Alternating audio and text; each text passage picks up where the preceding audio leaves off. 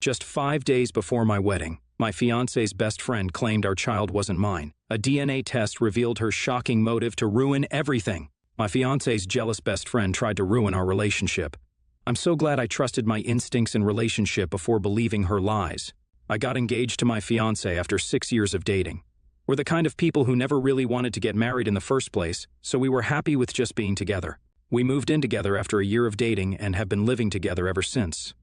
2 years ago, my fiancée became pregnant unexpectedly. We weren't planning to have kids anytime soon, but both of us ended up being happy about it, and we were excited to start a family together. The baby was born, and it really changed things between us. We started talking about marriage and all that. Neither of us wanted a huge wedding, but I proposed to her in our living room, and we started to talk about going to the courthouse for a small ceremony followed by a dinner with our parents, siblings, and best friends. Our baby boy is the most wonderful child, and we were just a really happy family together. Oh, I guess I should say that our baby has Down syndrome. This doesn't change anything, but it's important to the story, so I'm just mentioning it.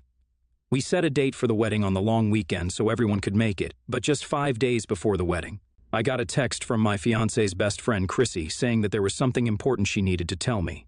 She told me not to say anything to my fiancé. This was a little odd because, in the time that I've known the girl, we've hardly met just the two of us without my fiancé present. I thought she must be planning some sort of surprise for my fiancé and didn't think much about it. I told her we can meet during my lunch break at work, and she agreed to come to this cafe near my work. Again, before meeting her, I didn't think much of it. Now I wish someone had warned me. I walked into the cafe and saw her waiting for me. I made my way to her and sat down. I could see from the beginning that she looked pretty uncomfortable. I asked her if everything was fine, and she said that she has to tell me something difficult. I started getting concerned at that point. She told me to brace for it and said something so shocking that I thought it was some awful joke. She told me that my baby boy wasn't biologically mine. She went on to say that he was conceived on her birthday when she went out with my fiancé, and they both got very drunk, and my fiancé hooked up with some guy they met at the bar. I didn't know how to process this at first. I completely refused to entertain such thoughts. I know my fiancé. She's the love of my life, and she would never do something like this. I told this to Chrissy, and she told me that she's sorry to say this, but it's the truth, and she's sure of it. She told me that my fiancé was certain, and felt so guilty, that she wanted to get married and raise the child with me. Chrissy also said that's the only reason she started talking about marriage out of nowhere, even though she has never been the type of person who ever wanted to get married.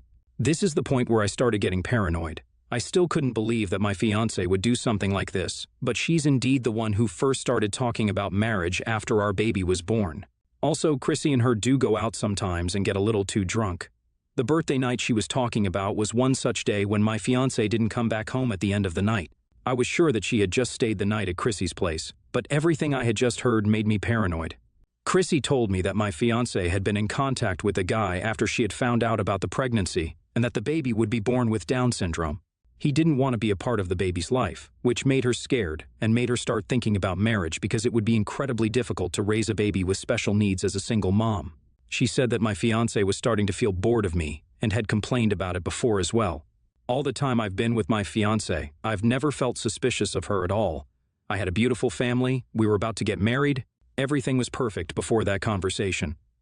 I told Chrissy that I needed to get out and clear my head and walked out. I'm not going to get into details about my mental state at the time, but I spiraled pretty badly. I didn't know what to do. The wedding was in just a few days. I didn't want to talk to anyone about this, so I decided to just search for my questions on Google. The first thing I saw on sites like Reddit and Quora was paternity testing. At that time, that seemed like my best option, but again, I was dreading the conversation I'd have to have with my future wife regarding this. I know I should have talked with her, but I decided to conduct a paternity test in secret. What followed was 2 days of pure agony. But guess what? The paternity test came out positive. My baby boy was mine. The relief I felt was unreal, but then what the hell was Chrissy talking about? I decided I had enough of living in paranoia and made up my mind to talk to my fiancé about it. I knew it would not end well, but at that point, I felt like my options were pretty limited. I came back from work early that day, and after putting the baby down for the night, I told my fiancé that I had to tell her something. I started from the day when Chrissy texted me and said everything, including the paternity test. It was pretty bad, as expected. A lot of tears were shed. I felt like the biggest jerk in the world, but had to do what I did. Whatever Chrissy had said was obviously a lie, though, so we had to find out why. We decided that my fiancé would text her, saying, "I want to call off the wedding," and ask her to come over, and when. she did, we would confront her together.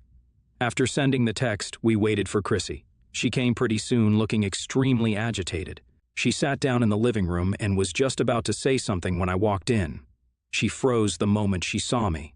I asked her why she tried to destroy our beautiful family. My fiancée was crying at that point, saying that she couldn't have imagined in her worst nightmare that her own best friend would try to do something like this. There was no point in denying it, so she broke down and explained everything.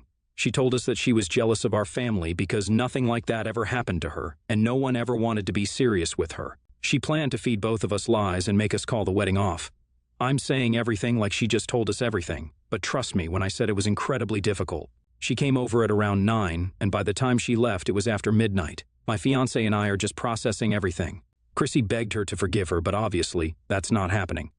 Then she got bitter and said that if our relationship was so great, then I wouldn't have gotten the paternity test in the first place. This hurt my fiancé, and she started crying.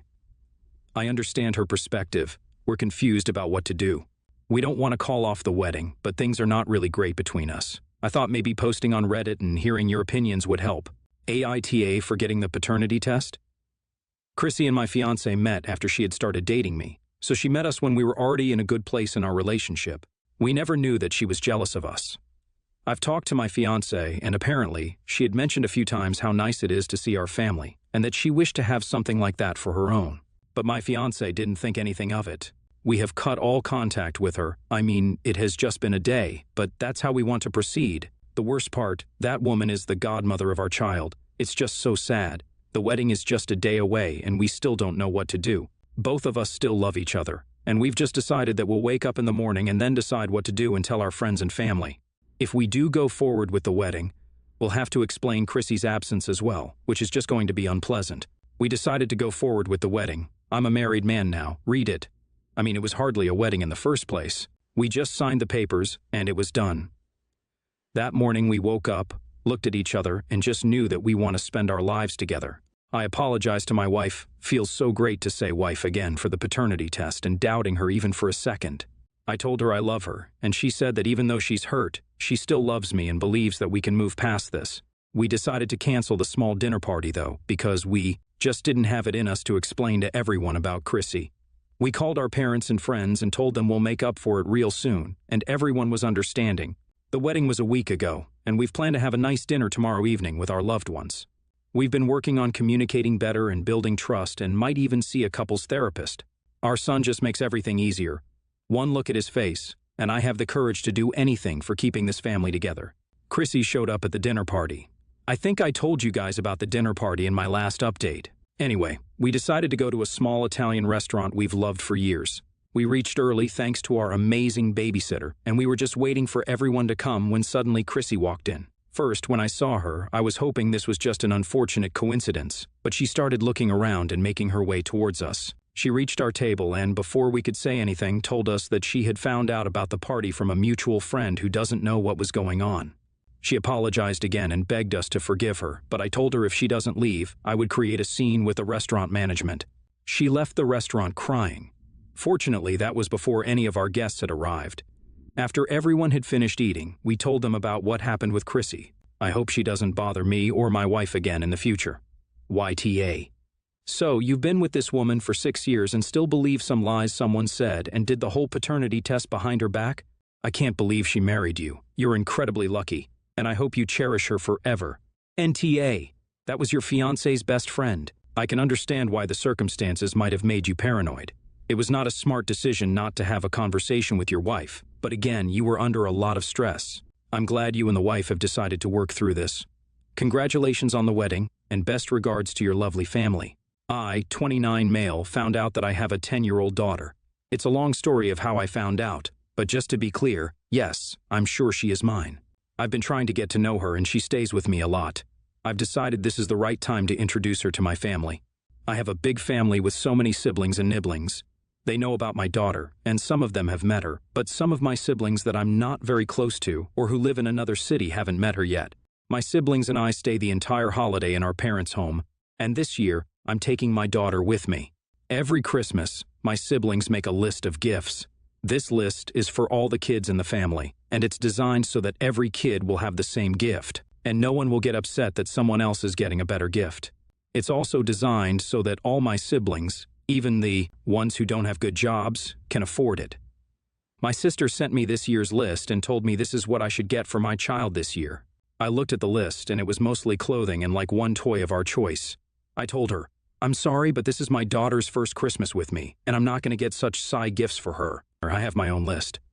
She argued that every kid in the family is getting these gifts, and getting anything but these will make other kids upset, and I told her I don't care. The other issue is that my siblings usually go there by train. I used to go with them, but it's a very long way and tiring, so I told her that this year I'll get plane tickets for me and kiddo, which made her madder. And she called me an a-hole. She has told all my siblings, and most of them are calling me an a-hole for not thinking about how their children will feel if I do this. Only 2 of my siblings are on my side, and the rest think I'm an a-hole. After reading the comments and thinking about it more, I decided not to go there for Christmas. I want to give her the best Christmas possible, and I can't do that if I'm focused on how everyone else is going to feel about it. We'll go there for a day or 2 so that she can meet the family, though. She actually looked relieved when I told her, LOL. I guess she was nervous about spending so much time with people who are basically strangers to her. I'll talk to her mom and see if we can give her a Christmas with both her parents instead. NTA. But you and your daughter have a separate Christmas gathering at your home, and explain the other situation is a family gathering, with rules so no children will get upset.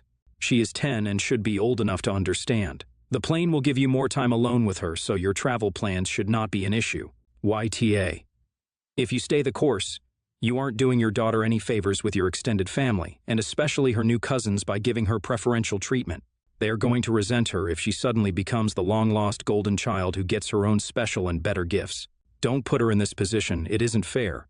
Instead, have your own private Christmas celebration, just the 2 of you, either before or after the big family get-together. Don't make it just about gifts, though. I don't remember many of the specific gifts I've gotten over the years, but I remember all of my family's Christmas Eve traditions. Singing Christmas carols, reading our old pop-up book of the night before Christmas, preparing a plate of cookies and carrots for Santa and his reindeer. Make memories together that can become traditions over time, and respect your family's long-standing traditions in the process. My older brother is somewhat useless, but my parents love him. He mooches off everyone. My dad retired a few years ago and can no longer afford to support my brother in his stupidity, so over the last 5 years, I have lent my brother about $10,000, and he has paid back roughly $600. Well, he is getting married, and he needs money for a honeymoon, like $2,000, which I can afford. But I don't really feel like lending him money I know I won't get back. I said no. He kept calling me and texting me saying that his fiancée deserves a good honeymoon and that I should help him out. I pointed out that my parents paid for his degree, and I had to go into debt to get mine because they had nothing left for me after he took 6 years to graduate, and that he still owes me $9,400. Finally, he gets my parents to call me and ask for the money, LOL. I'm already LC with them, they owe me money too. They start trying to guilt me, that I'm his little sister and I should love him enough to help, blah blah blah. After about a week of this crap, I lost it. I told him, fine, I will meet him at their house and help him out financially for the last time. I showed up and we sat down at the kitchen table. I pulled out all the contracts that I made him sign when I lent him money. I also pulled out a printed copy of the check he paid me, the $600. I said he had a choice. I could lend him the $2,000, but they had to pay me back what he owed me first, or I could tear up all of his debt to me. Huge fight. I'm an a-hole for being so mercenary. How dare I treat family in such a transactional manner? I'm a terrible person for letting him think I was going to help.